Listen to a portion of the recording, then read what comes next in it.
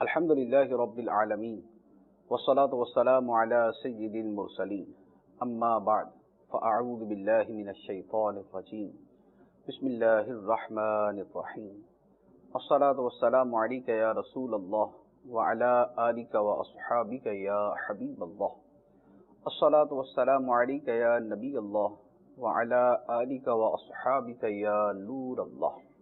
فیضان قرآن کے سلسلے میں حاضر ہیں اور آج سورہ زمر کی آیت نمبر 65 سے 65 سے قرآن پاک کا درس سنیں گے۔ اس سے پچھلی آیت میں نبی کریم صلی اللہ تعالی علیہ وآلہ وسلم کو یہ حکم دیا گیا کہ آپ کفار سے یہ ارشاد فرمائیں کہ مجھے تو یہ حکم دیا گیا ہے کہ میں اللہ کی عبادت کروں، کیا تم مجھے یہ کہتے ہو کہ میں اللہ کے علاوہ کسی اور کی عبادت کروں؟ اللہ کے علاوہ کسی اور کی عبادت کرنا میرے لیے ممکن ہی نہیں۔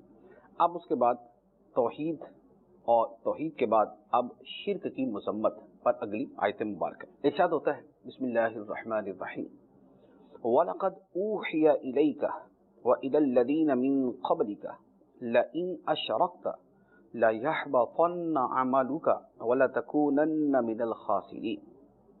اور اے حبیب، بے شک تمہاری طرف اور تم سے اگلوں کی طرف یہ وحی کی گئی ہے کہ اگر تو نے اللہ کا شریک کیا تو ضرور تیرا ہر عمل برباد ہو جائے گا اور ضرور تو خسارہ پانے والوں میں سے ہو جائے گا۔ توحید انتہائی اہم اور شرک انتہائی مذموم، اس قدر بدترین عمل ہے اور اس قدر بڑا گناہ ہے کہ کوئی بھی شخص خواہ وہ کتنا ہی نیک کیوں نہ ہو، اگر وہ اس کا ارتکاب کرے گا تو اس کے اعمال برباد ہو جائیں گے۔ جہاں تک تعلق ہے اللہ تعالیٰ کے نبیوں کا اور ہمارے پیارے آقا صلی اللہ تعالیٰ علیہ وآلہ وسلم کا، یہ شرک سے کفر سے ہمیشہ ہمیشہ کے لیے محفوظ ہیں۔ یہ تو اللہ تعالیٰ کے نبی ہیں، خدا کے برگزیدہ ہیں، خدا کے پیارے ہیں۔ یہ تو شرک کا ارتکاب معاذ اللہ کیا کریں گے، یہ تو لوگوں کو شرک کی گندگی سے نکالنے کے لیے آتے ہیں۔ اللہ کے نبی معصوم ہوتے ہیں، بڑے کفر و شرک جیسے معاذ اللہ بڑے کبیرہ گناہ تو بہت دور کی بات ہے، یہ تو جو عام گناہ ہیں جن کا تعلق عقیدے سے نہیں ہے، جو اس سے نیچے عمل کے گناہ ہیں، یہ تو ان سے بھی محفوظ ہیں، ان سے بھی معصوم ہیں۔ اللہ تعالیٰ نے انہیں معصوم بنایا اور عصمت کی فضیلت ان کو عطا فرمائی۔ تو یہاں پر آپ کے خطاب کے ذریعے امت کو اور لوگوں کو یہ بتانا مقصود ہے کہ شرک اعمال کو برباد کرنے والا ہے، شرک انسان کو خسارے میں ڈالنے والا ہے۔ اب اس کے بعد ارشاد ہوتا ہے، بَلِ اللَّهَ فَاعْبُدْ وَكُن مِّنَ الشَّاكِرِينَ، بلکہ اللہ ہی کی بندگی کر اور شکر گزاروں میں سے ہو جا۔ یہ ہے اللہ تعالیٰ کی طرف سے حکم کہ شرک کا ارتکاب نہیں کرنا بلکہ اللہ کی بندگی کرنی ہے، اللہ کی عبادت کر اور شکر گزاروں میں سے بن جا۔ اب اس کے بعد مشرکین کی ناقدری یعنی اللہ تعالیٰ کی شان کی قدر نہیں کرتے، اس کا بیان ہے، اور قیامت کے دن اللہ تعالیٰ کی عظمت کے اظہار کی ایک صورت کا یہاں پر بیان ہے۔ اللہ تعالیٰ عظیم ہے، وہ علی ہے، وہ عظیم ہے، اس کی عظمت ہے، اس کی شان ہے، لیکن دنیا کے اندر چونکہ لوگ اپنی غفلتوں میں ڈوبے رہتے ہیں تو اس عظمت کا ادراک نہیں کر پاتے۔ اس کا کچھ ادراک قیامت کے دن ان کے سامنے ہوگا کہ جب دنیا کی یہ غفلتیں ہٹ جائیں گی اور پھر سراسر وہ متوجہ ہوں گے عظمت الہی کی طرف۔ اس دن کیا منظر ہوگا، اللہ تعالیٰ ارشاد فرماتا ہے، وَمَا قَدَرُ اللَّهَ حَقَّ قَدْرِهِ وَالْأَرْضُ جَمِيعًا قَبْضَتُهُ يَوْمَ الْقِيَامَةِ وَالسَّمَاوَاتُ مَطْوِيَّاتٌ بِيَمِينِهِ سُبْحَانَهُ وَتَعَالَى عَمَّا يُشْرِكُونَ۔ اور انہوں نے یعنی کافروں نے اللہ کی قدر نہ کی جیسا اس کی قدر کرنے کا حق تھا، اور قیامت کے دن ساری زمین اللہ کے قبضے میں ہوگی اور اس کی قدرت سے تمام آسمان لپیٹے ہوئے ہوں گے، اور اللہ ان کے شرک سے پاک اور بلند ہے۔ متعدد باتیں ارشاد ہوئیں۔ پہلی بات تو فرمائی کہ لوگوں نے اللہ تعالیٰ کی ویسے قدر نہ کی جیسی قدر کرنے کا حق تھا، اس کا جو اولین مصداق ہیں وہ تو مشرکین ہیں، جنہوں نے معمولی اور گھٹیا سے بتوں کو اپنے ہاتھوں سے بنا کر خدا کے برابر قرار دے دیا۔ تو انہوں نے خدا کی قدر کیا جانی کہ وہ اشیاء کی جن کی اوقات ہی کچھ نہیں، جو محض معمولی سی حیثیت رکھتی ہیں، اور شان الہی کے مقابلے میں تو ان کا ذکر کرنا بھی عجیب لگتا ہے کہ کہاں یہ اپنے ہاتھوں کے بنے ہوئے بے بس لاچار، اندھے، بہرے، نہ سننے کی صلاحیت، نہ دیکھنے کی صلاحیت، نہ بولنے کی طاقت، نہ مدد کی طاقت، نہ نفع کی، نہ نقصان کی، کہاں یہ اور کہاں خدا بند قدوس، خالق کائنات، علام الغیوب، آسمان و زمین کا پیدا کرنے والا، رب العالمین، احکم الحاکمین، احسن الخالقین، کہاں وہ ذات؟ تو ایک کمپیریزن، ایک مقابلہ ہی نہیں بنتا۔ تو مشرکوں سے بڑھ کر بدترین اور کون ہو سکتے ہیں کہ جنہوں نے اللہ تعالیٰ کی قدر کے اندر اس قدر جہالت و حماقت و دلالت کا مظاہرہ کیا۔ پھر اس کے بعد اللہ تعالیٰ کی قدر کرنے کی اور بھی بہت ساری صورتیں ہیں، ان میں سے پھر عمل کے ساتھ بھی اس کا تعلق آ جاتا ہے۔ جیسے اللہ تعالیٰ کی قدر کرنے میں سے ایک صورت یہ بھی ہے کہ اس کے احکام پر اسی طرح عمل کیا جائے جیسا عمل کرنے کا اس نے فرمایا، اس کی ذات پہ توکل کیا جائے، اس کی طرف سے آنے والی مصیبت پہ صبر کیا جائے، اس کی طرف سے ملنے والی نعمت پہ شکر کیا جائے، اس کی بارگاہ میں سر تسلیم خم کیا جائے، اسی کو اپنا حاکم مطلق مانا جائے، تمام امور کے اندر اسی کی رضا کو مقدم رکھا جائے، اس کی رضا کو ہر مخلوق کی رضا کے اوپر فوقیت دی جائے۔ تو یہ جتنی چیزیں ہیں یہ سب اللہ تعالیٰ کی قدر کرنے میں داخل ہیں، اور ان میں جس چیز کی خلاف ورزی ہوگی اسی اعتبار سے، عملی اعتبار سے قدر کرنے میں اتنی کمی آ جائے گی۔ اگر توکل نہیں ہے خدا پہ، بھروسہ نہیں ہے خدا پہ، تو اس کا مطلب یہ ہوا کہ اس نے خدا کی قدر نہیں کی۔ اگر شیطان کے حکم کو خدا کے حکم پر فوقیت دی، اللہ تعالیٰ فرماتا بے حیائی سے بچو، شیطان کہتا بے حیائی کرو، تو اب جس نے شیطان کی بات تو مان لی، خدا کی نہیں مانی، شیطان کی تو مان لی، خدا کی نہیں مانی، تو اس نے خدا کی تو قدر نہ کی۔ اسی طرح دیگر جتنے امور ہیں، خدا فرماتا ہے، اللہ تعالیٰ فرماتا ہے نماز پڑھ، شیطان کہتا ہے پاس نہیں جانا، سوتا رہ، کاروبار کر، نوکری کر، گپے لگا، دوستوں کے اندر گھوم پھر، نماز نہیں پڑھنی۔ شیطان کی مان لی، خدا کی نہیں مانی، تو اس نے خدا کی قدر نہیں کی۔ تو یہ عملی اعتبار سے اس کی صورتیں بنتی ہیں۔ یہاں پر اس کا جو مصداق ہے وہ تو مشرکین ہی ہے، لیکن پھر عملی اعتبار سے اس کی مزید اگر تفصیل بیان کریں تو اللہ تعالیٰ کی قدر کرنے میں یہ بہت ساری دیگر صورتیں بھی داخل ہو جاتی ہیں۔ خدا کی نعمتیں تو کھائیں اور خدا سے نہ شرمائیں، خدا کی نعمتیں تو کھائیں، اس کا شکر نہ ادا کریں، خدا کی نعمتوں کے اندر تو بڑے مزے کریں، مصیبت آ جائے تو واویلا کرنا شروع کر دیں، بے صبری دکھانا شروع کر دیں، مخلوق کے اوپر اعتماد زیادہ ہو، خدا پہ اعتماد کم ہو، حلال و حرام کی پرواہ نہ ہو، حالانکہ خالق خدا ہے، رازق خدا ہے، تو رازق حقیقی کے وعدے پر تو اتنا یقین نہ ہو جتنا جو ہے کسی دنیا دار کے جو ہے وہ وعدے کے اوپر یقین ہو، تو یہ خدا کی قدر نہ کی، اس نے خدا کی قدر نہ کی۔ تو یہ ساری چیزیں بھی اس میں داخل ہیں۔ بحیثیت مسلمان، بحیثیت مومن، بحیثیت موحد، بحیثیت خدا کو ماننے والے کے ہمارا طرز عمل کیا ہونا چاہیے اب خود غور کر سکتے ہیں۔ چند ایک مثالیں میں نے عرض کی ہیں، اسی کے اوپر اب مزید صورتوں کو قیاس کر سکتے ہیں۔ دوسری بات ارشاد فرمائی کہ قیامت کے دن زمین ساری کی ساری اللہ کے قبضے میں ہوگی۔ سبحان اللہ۔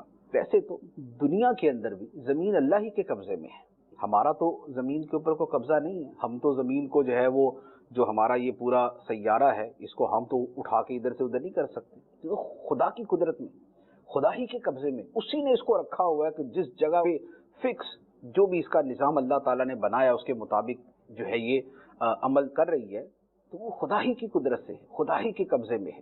لیکن قیامت کے دن اس کا ظہور آج کی بنسبت زیادہ ہو جائے گا، اور پھر صرف زمین نہیں، فرمایا والسماوات مطویات بیمینہ۔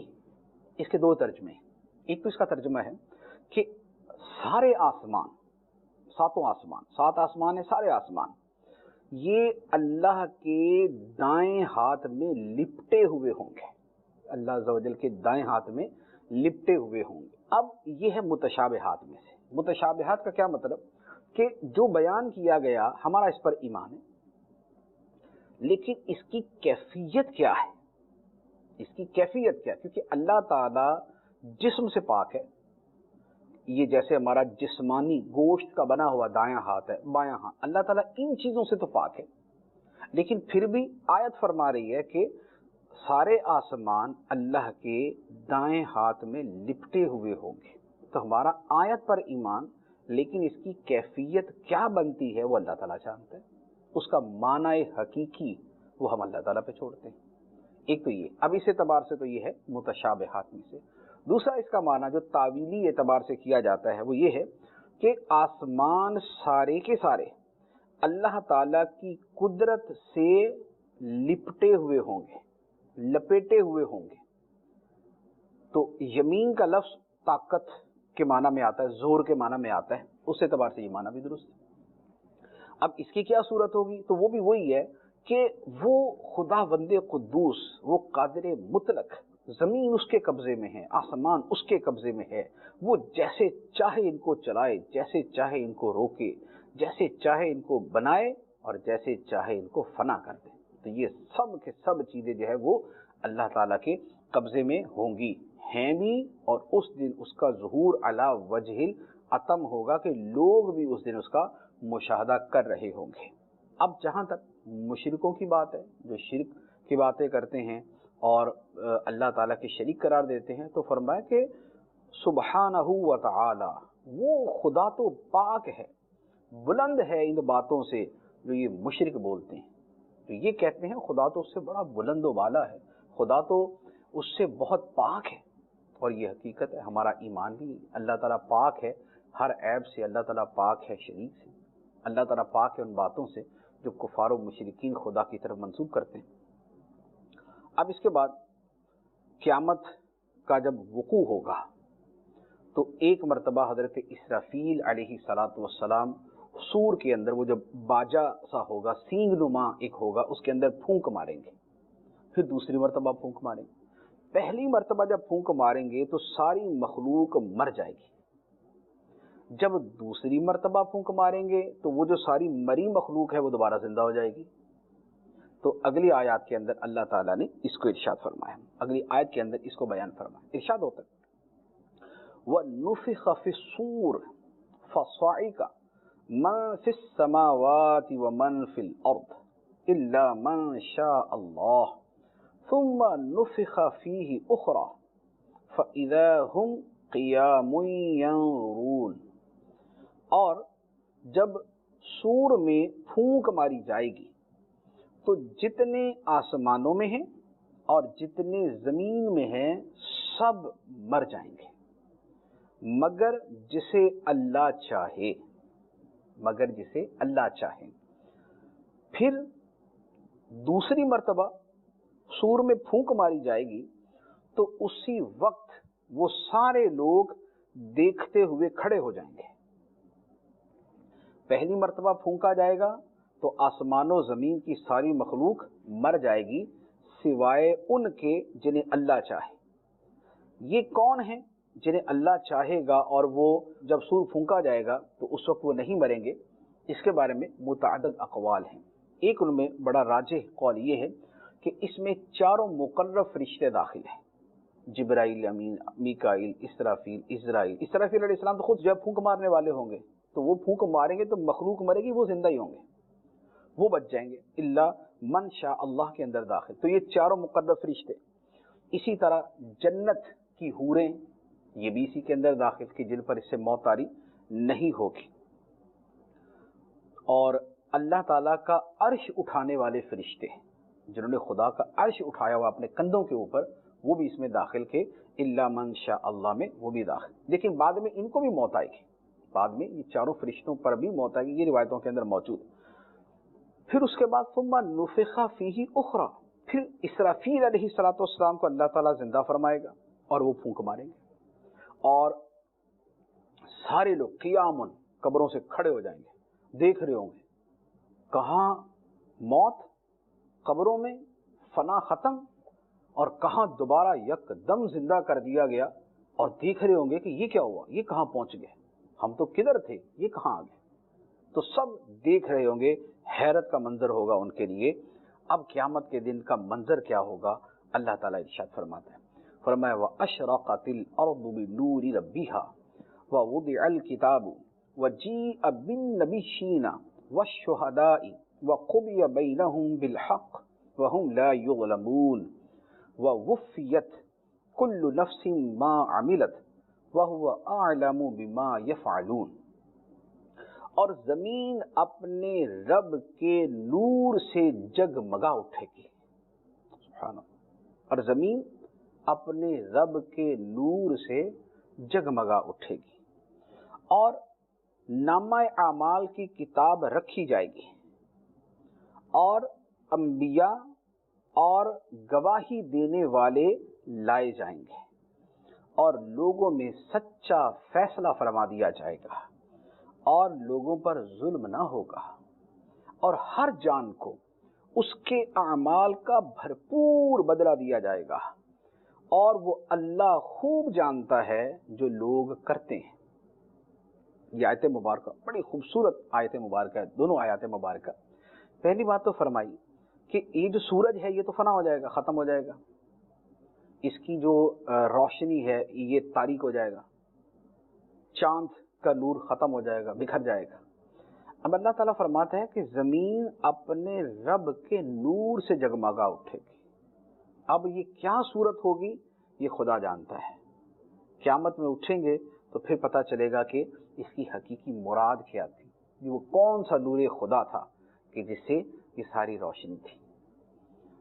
پھر فرمایا کہ نامہ اعمال کی کتاب رکھی جائے گی، ہر بندے کا نامہ اعمال، ہر بندے کا نامہ اعمال لایا جائے گا، نبیوں کو لایا جائے گا، اور شہداء جو نبیوں کے حق میں گواہی دینے والے ہوں گے ان کو لایا جائے گا، لوگوں میں سچا فیصلہ کر دیا جائے گا، ظلم نہیں ہوگا کسی، ایسا نہیں ہے کہ قصور نہیں کیا اور خدا اس کو جہنم میں ڈال دے، قصور نہیں کیا جہنم میں، ہاں یہ ہو سکتا ہے کہ نیکی نہیں کی اللہ تعالیٰ اس پہ فضل فرما دے، یا گناہ کیا تھا خدا اپنی رحمت کے صدقے، اپنے نبیوں کے پیاروں کی شفاعت کے صدقے اس پہ کرم فرما دے، یہ ہوگا، لیکن یہ ظلم نہیں، یہ تو فضل ہے، یہ تو کرم ہے، یہ تو رحمت ہے۔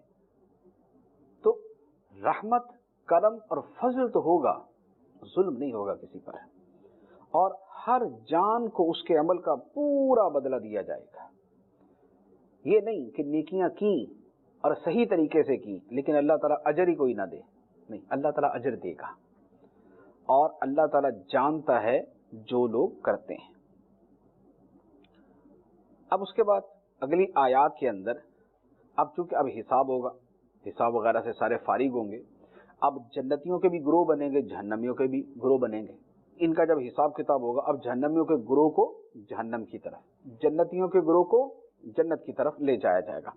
اللہ تعالیٰ ارشاد فرماتا ہے، فرمائے وَسِيقَ الَّذِينَ كَفَرُوا إِلَى جَهَنَّمَ زُمَرًا حَتَّى إِذَا جَاءُوهَا فُتِحَتْ أَبْوَابُهَا وَقَالَ لَهُمْ خَزَنَتُهَا أَلَمْ يَأْتِكُمْ رُسُلٌ مِّنكُمْ يَتْلُونَ عَلَيْكُمْ آيَاتِ رَبِّكُمْ وَيُنذِرُونَكُمْ لِقَاءَ يَوْمِكُمْ هَٰذَا قَالُوا بَلَىٰ وَلَٰكِنْ حَقَّتْ كَلِمَةُ الْعَذَابِ عَلَى الْكَافِرِينَ، اور کافروں کو گروہ در گروہ جہنم کی طرف ہانکا جائے گا، یہاں تک کہ جب وہ وہاں پہنچیں گے تو جہنم کے دروازے کھول دیے جائیں گے، اور جہنم کے داروغہ ان سے کہیں گے کیا تمہارے پاس تم ہی میں سے وہ رسول نہ آئے تھے جو تم پر تمہارے رب کی آیتیں پڑھتے تھے اور تمہیں تمہارے اس دن کی ملاقات سے ڈراتے تھے؟ وہ کہیں گے کیوں نہیں، رسول آئے تھے، مگر عذاب کا قول کافروں پر ثابت ہو گیا۔ یہ ہے جہنمیوں کے گروہ کا حال کہ ان کو جہنم کی طرف ہانکا جائے گا جیسے جانوروں کو ہانکا جاتا ہے، دروازے جہنم کے کھولے جائیں گے۔ اب جہنم کا جو داروغہ ہے، جو حضرت مالک علیہ الصلوۃ والسلام جہنم کے داروغہ کا نام ہے، تو یہ ان سے کہیں گے کہ کیا تمہارے پاس تمہیں میں سے اللہ نے رسول نہیں بھیجے تھے جو تمہیں اللہ کی آیتیں سناتے تھے اور تمہیں ڈراتے تھے کہ مرنا ہے، اٹھنا ہے، پھر حساب دینا ہے، جہنم میں جانا پڑ جائے گا ایمان نہ لائے؟ تو اب انکار تو نہیں کر سکیں گے، کہیں گے کیوں نہیں، ہوا تو ایسا ہی تھا، اللہ کے رسول آئے تھے، ہمیں انہوں نے سمجھایا تھا، عذاب سے ڈرایا تھا، لیکن بس ہماری قسمت. تو اس پر فرمایا گیا کہ کلمہ عذاب کی جو بات ہے وہ کافروں پر ثابت ہو گئی. اب ان جہنمیوں سے کہا جائے گا، اللہ تعالیٰ فرماتا ہے قیل ادخلوا ابواب جہنم خالدین فیہا فبئس مثوی المتکبرین. ان سے کہا جائے گا جہنم کے دروازوں میں داخل ہو جاؤ، اس میں ہمیشہ رہنا ہے، تو متکبروں کا کیا ہی برا ٹھکانہ ہے.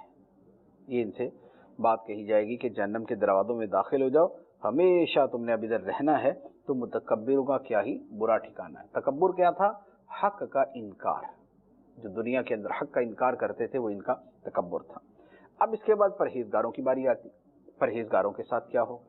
ارشاد فرمایا وَسِيقَ الَّذِينَ اتَّقَوْا رَبَّهُمْ إِلَى الْجَنَّةِ زُمَرًا حَتَّى إِذَا جَاءُوهَا وَفُتِحَتْ أَبْوَابُهَا وَقَالَ لَهُمْ خَزَنَتُهَا سَلَامٌ عَلَيْكُمْ طِبْتُمْ فَادْخُلُوهَا خَالِدِينَ. اور اپنے رب سے ڈرنے والوں کو گروہ در گروہ جنت کی طرف چلایا جائے گا. اور اپنے رب سے ڈرنے والوں کو گروہ در گروہ جنت کی طرف چلایا جائے گا، یہاں تک کہ جب وہ وہاں پہنچیں گے اور اس کے دروازے کھلے ہوئے ہوں گے اور جنت کے داروغے ان سے کہیں گے تم پر سلام ہو، تم پاکیزہ رہے تو ہمیشہ رہنے کو جنت میں جاؤ. یہ جنتیوں کے ساتھ ہوگا. کون؟ متقی.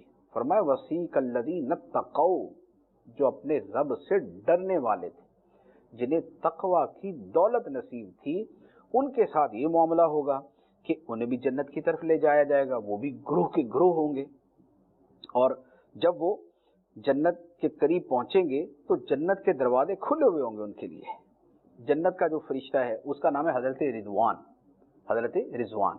جہنم کا جو نگران فرشتہ ہے اس کا نام ہے مالک علیہ الصلاۃ والسلام، اور جو جنت کا نگران فرشتہ ہے اس کا نام ہے رضوان علیہ الصلاۃ والسلام. تو وہ ان سے کلام کریں گے اور وہ ان سے کہیں گے کہ تم پر سلام ہو، تم پاکیزہ رہے. پاکیزہ رہے سے مراد یا تو یہ کہ دنیا میں کفر و شرک سے پاکیزہ رہے، اور یا یہ کہ اب تم ہر طرح کی میل کچیل سے، باطن کی خرابیوں سے، سب سے پاک ہو گئے. تو اب فَادْخُلُوهَا، جائیے جنت میں، داخل ہو جائیں جنت، خالدین، ہمیشہ ہمیشہ کے لیے اب ادھر ہی رہنا ہے. اب وہ جب جنتی جنت میں جائیں گے تو بڑے خوش ہوں گے، بڑے خوش ہوں گے کہ سبحان اللہ، جہنم سے چھوٹے، اس میں جانے سے بچے، جنت اللہ تعالیٰ نے عطا فرما دی. تو اب ان کی زبانوں پر اللہ تعالیٰ کی حمد جاری ہوگی. اللہ تعالیٰ کی حمد جاری. کیا کہیں گے؟ اللہ تعالیٰ ارشاد فرماتا ہے وَقَالُوا الْحَمْدُ لِلَّهِ الَّذِي صَدَقَنَا وَعْدَهُ وَأَوْرَثَنَا الْأَرْضَ نَتَبَوَّأُ مِنَ الْجَنَّةِ حَيْثُ نَشَاءُ فَنِعْمَ أَجْرُ الْعَامِلِينَ. اور وہ کہیں گے تمام تعریفیں اس اللہ کے لیے جس نے اپنا وعدہ ہم سے سچا کیا اور ہمیں جنت کی زمین کا وارث بنا دیا. ہم جنت میں جہاں چاہیں رہیں گے. تو اچھے کام کرنے والوں کا کیا ہی اچھا اجر ہے.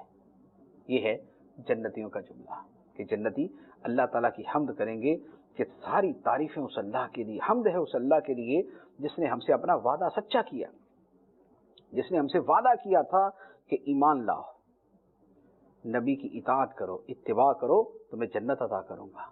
نمازوں کے اوپر فضیلتیں ملیں گی، روزہ رکھنے پہ، زکوٰۃ دینے پہ، صدقے دینے پہ، حج کرنے پہ، عمرہ کرنے پہ، اللہ کو یاد کرنے پہ، اللہ کا ذکر کرنے پہ، قرآن پڑھنے پہ، درود پڑھنے پہ، ماں باپ کی خدمت کرنے پر، پڑوسیوں سے اچھا سلوک کرنے پر، غریبوں کی مدد کرنے پہ، یتیموں پہ شفقت کرنے پہ، بیواؤں کی مدد کرنے پہ، مریضوں کی عیادت کرنے پہ. تو اللہ تعالیٰ نے جو وعدے کیے تھے، جو اللہ تعالیٰ نے وعدے اپنے حبیب علیہ الصلاۃ والسلام کی زبان سے کیے تھے کہ یہ عمل کرو گے تو یہ ملے گا، یہ کرو گے تو یہ ملے گا، یہ کرو گے تو یہ ملے گا، تمام تعریفیں اس اللہ کے لیے جس نے اپنا وعدہ سچا کر دیا. جو اس نے وعدہ کیا وہ اس نے عطا فرما. اس نے وعدہ کیا تھا اگر کہ تہجد پڑھنے والوں کو جنت میں اونچے اونچے محل دیے جائیں گے. تو سبحان اللہ، آج وہ وعدہ پورا ہو گیا. تہجد گزاروں کو اونچے اونچے محل ملیں گے. جو دوسروں کو معاف کر دیتے تھے بے حساب ان کو جنت میں داخلہ ملے گا. تو واقعتاً اللہ تعالیٰ اپنا وعدہ پورا فرمائے گا. جو لوگوں کو معاف کر دیتے تھے بے حساب اللہ تعالیٰ ان کو جنت میں داخلہ عطا فرمائے. تو یہ وہ بات ہے جو یہاں پر وہ بیان کریں گے اور کہیں گے کہ اللہ تعالیٰ نے ہمیں جنت کی زمین کا وارث بنا دیا. اب ہم جنت میں جہاں چاہیں گے رہیں گے، جہاں چاہیں گے رہیں گے. اسے یہ مطلب نہیں ہے کہ دوسرے کے ہاں جا کے رہیں گے. جنتی کو اتنا بڑا ایریا ملے گا رہنے کے لیے، اتنا بڑا اس کی رہائش ہوگی کہ اس کے تصور میں بھی نہیں آئے گا کہ میں کسی دوسرے کے ہاں جا کے رہوں. جو سب سے آخری جنتی ہے، جو سب سے آخری جنتی ہے، اس کو اللہ تعالیٰ پتہ کتنا عطا فرمائے گا. یہ ساری دنیا جتنی بڑی، مشرق سے لے کر مغرب تک، یا یوں کہہ لیں کہ آسٹریلیا سے لے کر وہ امریکہ کے اگلے کناروں تک، ادھر ساؤتھ افریقہ کے اگلے ساحلوں سے لے کر وہ جزائر فیجی سے بھی آگے لے جائیں آپ، ساری دنیا کا جتنا رقبہ بنتا ہے اس سے 10 گنا زیادہ، اس سے 10 گنا زیادہ رقبہ ایک جنتی کو ملے گا. تو اتنا بڑا علاقہ، اتنا بڑا. اب وہ کیا خواہش کرے گا کہ میں کسی اور کے ہاں جا کے رہوں؟ تو وہ یہاں کہیں گے نتبوأ من الجنت حیث نشاء. ہمیں اللہ تعالیٰ نے جنت کی زمین کا وارث کر دیا، ہم جنت میں جہاں چاہیں گے رہیں گے. اور فنعم اجر العاملین، تو عمل کرنے والوں کا اجر کتنا اچھا ہے.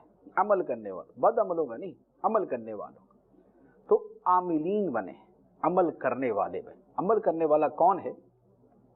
جس کا ایمان صحیح ہے، عقیدہ درست ہے، صحابہ سنت کے مطابق ہے، اور اس کے ساتھ پھر وہ مزید جو نمازیں پڑھنے والا، روزے رکھنے والا، زکوٰۃ دینے والا، قرآن پڑھنے والا، اللہ کی یاد کرنے والا، درود پاک پڑھنے والا، ماں باپ کی خدمت کرنے والا، اولاد کی اچھی تربیت کرنے والا، تہجد پڑھنے والا، لوگوں کے ساتھ حسن سلوک کرنے والا، اخلاق سے پیش آنے والا، مسکرا کے ملنے والا، لوگوں کی مشکل وقت میں ان کی مدد کرنے والا، اپنے پہ مصیبت آئے تو صبر کرنے والا، نعمتیں ملے تو شکر کرنے والا، یہ سارے اچھے اعمال ہیں. تو یہ جو اچھے عمل کرنے والے ہیں فنعم اجر العاملین، عمل کرنے والوں کا اجر کتنا اچھا ہے. اب اس کے بعد اگلی آیت ہے اور اس میں بھی بڑی ہی خوبصورت بات ہے کہ روز قیامت فرشتے اللہ تعالیٰ کے عرش کے گرد تسبیح کر رہے ہوں گے. اللہ تعالیٰ کے عرش کے گرد تسبیح کر رہے ہوں گے، اور اس کا بیان، اور پھر وہی قیامت کے دن فیصلہ ہوگا، اس کا بیان. ارشاد ہوتا ہے وَتَرَى الْمَلَائِكَةَ حَافِّينَ مِنْ حَوْلِ الْعَرْشِ يُسَبِّحُونَ بِحَمْدِ رَبِّهِمْ وَقُضِيَ بَيْنَهُمْ بِالْحَقِّ وَقِيلَ الْحَمْدُ لِلَّهِ رَبِّ الْعَالَمِينَ. اور تم فرشتوں کو دیکھو گے کہ ہر طرف سے عرش کو گھیرے ہوئے، ہر طرف سے عرش کو گھیرے ہوئے اپنے رب کی تعریف کے ساتھ اس کی پاکی بیان کر رہے ہیں، اور لوگوں میں سچا فیصلہ فرما دیا جائے گا اور کہا جائے گا تمام تعریفیں اللہ کے لیے جو تمام جہانوں کا پالنے والا ہے. یہ ایک قیامت کا منظر. فرشتے اللہ عز و جل کے عرش کو گھیرے ہوئے ہوں گے، اس کی تسبیح کر رہے ہوں گے، سبحان اللہ سبحان اللہ سبحان اللہ، اس کی حمد کے ساتھ اس کی تسبیح کر رہے ہوں گے، سبحان اللہ وبحمدہ سبحان اللہ وبحمدہ، تسبیحات پڑھ رہے ہوں گے. اب یہاں پر دو باتیں. ایک تو یہ اللہ تعالیٰ کی عظمت کا اظہار ہے کہ جیسے کسی بادشاہ کے تخت کے گرد اس کے خادم اس کی شان کو بیان کر رہے ہوتے ہیں، حالانکہ وہ بادشاہ بھی فنا ہونے والا اور وہ تخت بھی ختم ہونے والا، لیکن قیامت کے دن وہ جو بادشاہ حقیقی ہے، جو سچا بادشاہ ہے، مولاہم الحق، سچا مولا ہے، سچا بادشاہ ہے، حقیقی بادشاہ ہے، بادشاہوں کا بادشاہ ہے، ہمیشہ ہمیشہ سے جو بادشاہ ہے اور ہمیشہ ہمیشہ رہنے والا بادشاہ ہے، اس کے تخت کے گرد فرشتے اس کی تسبیحات پڑھ رہے ہوں گے، اس کی حمد کر رہے ہوں گے. تو یہ اللہ تعالیٰ کی عظمت کا اظہار ہو رہا ہوگا. پھر دوسری بات کہ یہاں پر فرشتے کیا تسبیح پڑھ رہے ہوں گے؟ سبحان اللہ وبحمدہ، کیونکہ تسبیح کر رہے ہوں گے حمد کے ساتھ. تو یہ جو تسبیح ہے نا، سبحان اللہ وبحمدہ، بڑی پیاری تسبیح، سبحان اللہ وبحمدہ بڑی پیاری تسبیح ہے. یہ اب یوں سمجھیں کہ خدا کے عرش اٹھانے والے فرشتوں کی تسبیح.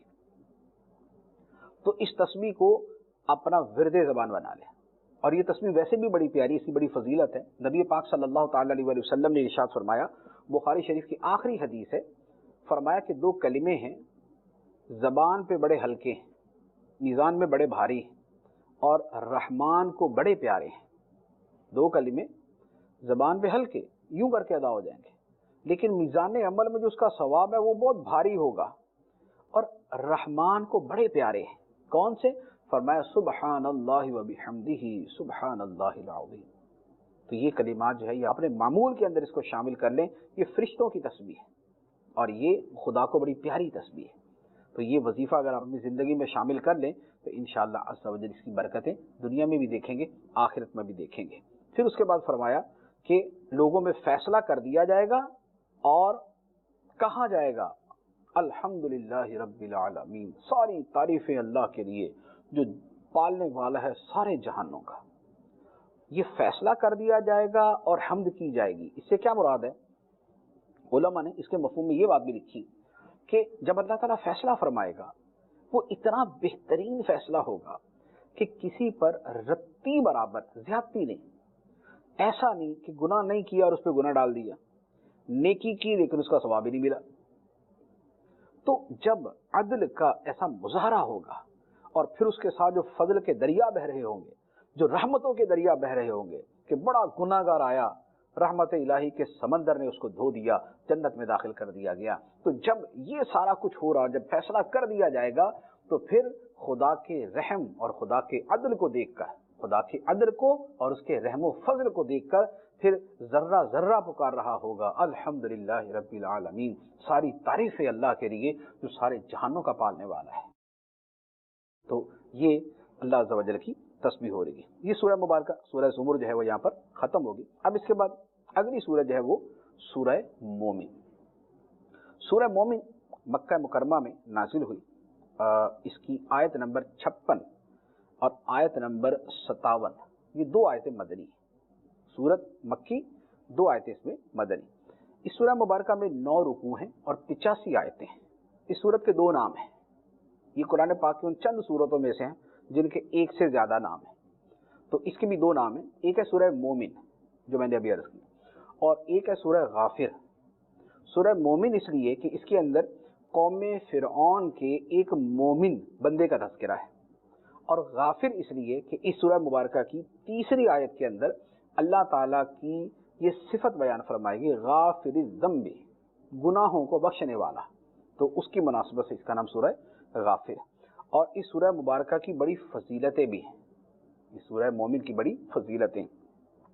نبی پاک صلی اللہ علیہ وسلم نے ارشاد فرمایا، ترمذی شریف کی حدیث ہے، سرکار دو عالم صلی اللہ علیہ وسلم نے ارشاد فرمایا کہ جس شخص نے صبح اٹھ کر سورہ مومن کی پہلی آیت حامیم سے لے کر تیسری آیت کے آخر تک الیہ المصیر، یعنی پہلی 3 آیتیں سورہ مومن کی پہلی 3 آیتیں پڑھی اور آیت الکرسی پڑھی، تو صبح سے لے کر شام تک اس کی حفاظت کی جائے گی. اور جس نے شام میں پڑھی تو صبح تک اس کی حفاظت کی جائے گی. سورہ مومن کی پہلی 3 آیتیں الیہ المصیر تک، حامیم سے لے کر الیہ المصیر تک، اس کے ساتھ آیت الکرسی. اچھا، اسی طرح دوسری روایت ہے، نبی پاک صلی اللہ علیہ وسلم نے فرمایا کہ حضرت عبداللہ بن مسعود رضی اللہ تعالیٰ عنہ نے فرمایا، حامیم سے شروع ہونے والی صورت قرآن مجید کی زینت ہے. جن صورتوں کے شروع میں حامیم آتا ہے وہ قرآن پاک کی زینت ہیں. تو یہ 7 صورتیں جن کے شروع میں حامیم آتا ہے. اب اس کے بعد سورہ مبارکہ کی ابتدا ہے. ارشاد ہوتا ہے بسم اللہ الرحمن الرحیم، حامیم تنزیل الکتاب من اللہ العزیز العلیم غافر الذنب وقابل التوب شدید العقاب ذی الطول لا الہ الا هو الیہ المصیر. کتاب کا نازل فرمانا اللہ کی طرف سے ہے جو عزت والا، علم والا ہے، گناہ بخشنے والا اور توبہ قبول کرنے والا، سخت سزا دینے والا، بڑے انعام والا ہے. اس کے سوا کوئی معبود نہیں، اسی کی طرف پھرنا ہے. یہ اللہ تعالیٰ کی 6 صفات यहाँ پر بیان فرمائی گئی۔ ایک تو فرمایا کہ قرآن کا جو نازل کرنا ہے یہ اللہ کی طرف سے، اللہ اس کا ذاتی نام، اللہ تعالیٰ کا ذاتی نام۔ اب اس کے بعد 6 صفات ہیں کہ اللہ کی شان کیا ہے، فرمایا عزت والا ہے، علم والا ہے، گناہ بخشنے والا ہے، اور توبہ قبول کرنے والا ہے، سخت سزا دینے والا ہے، اور بڑے انعام دینے والا ہے۔ یہ اللہ تعالیٰ کی صفات کا یہاں پر بیان۔ اب اس کے بعد اگلی آیت میں فرمایا گیا کہ جو اللہ کی آیتوں میں جھگڑا کرتے ہیں وہ ایمان والے نہیں بلکہ کفار ہیں۔ قرآن کی آیتوں میں جھگڑا کرنا مسلمان کا کام نہیں بلکہ کافر کا کام ہے، لیکن اس جھگڑے سے کیا مراد ہے وہ میں آگے تفصیل سے عرض کرتا ہوں۔ ارشاد ہوتا ہے ما یجادل فی آیات اللہ الا الذین کفروا فلا یغررک تقلبهم فی البلاد۔